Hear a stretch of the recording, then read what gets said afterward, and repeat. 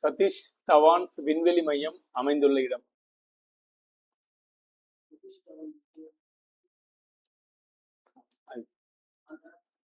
ஆந்திரா.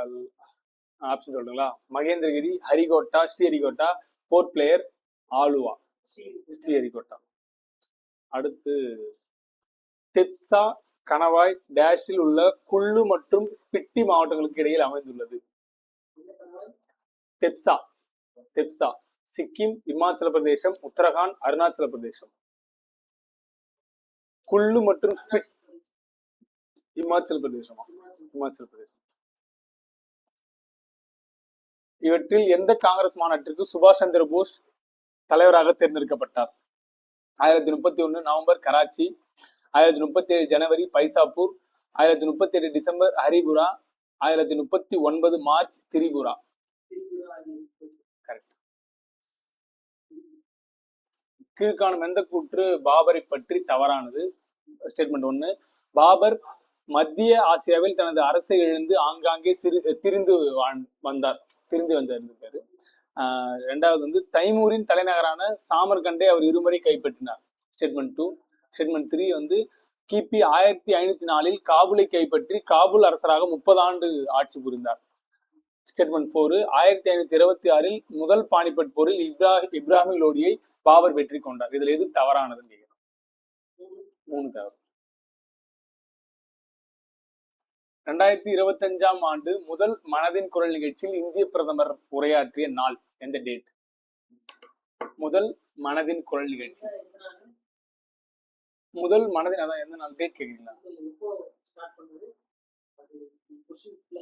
2025ஆம் ஆண்டின் முதல் மனதின் குரல் நிகழ்ச்சியில் இந்திய பிரதமர் எப்போ உரையாற்றினார்?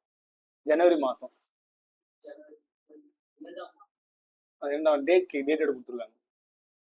டேட்டு ஜனவரி 14, ஜனவரி 19, ஜனவரி 26, மார்ச் 30. ஜனவரி 19.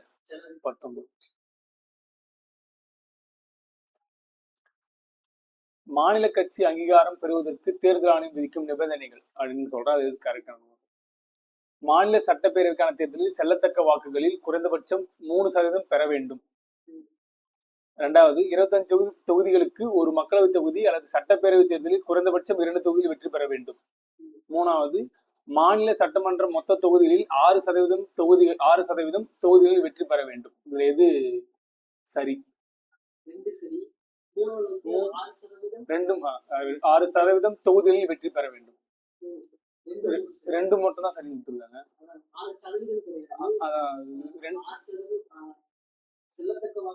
ஆமா ஆமா, அதான் 2 மட்டும் ஒரு தொகுதி. இது 2 மட்டும் தான் கரெக்ட்.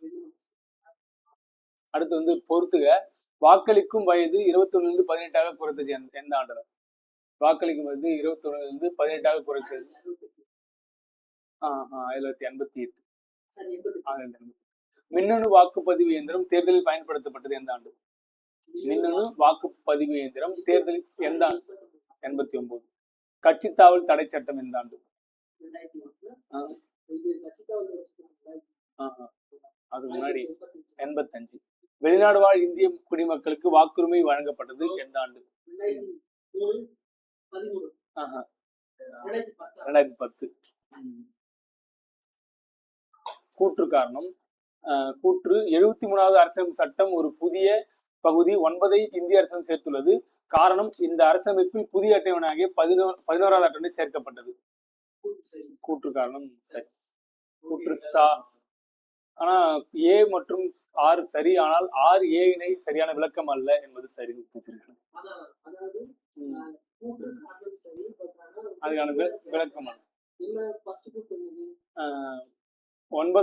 பகுதி 9 இந்திய அரசியலமைப்பு சேர்த்துள்ளது. 73வது அரசியலமைப்பு சட்டம் புதிய பகுதி 9 இந்திய அரசியலமைப்பு சேர்த்துள்ளது. காரணம், இந்திய அரசியலமைப்பில் புதிய அட்டவணையாக 11வது அட்டவணை சேர்க்கப்பட்டது.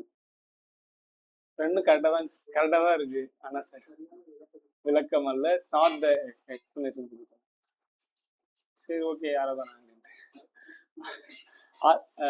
சட்டப்பிரிவு ஆர்டிகல் 38 சொல்லுது. பிரிவு 38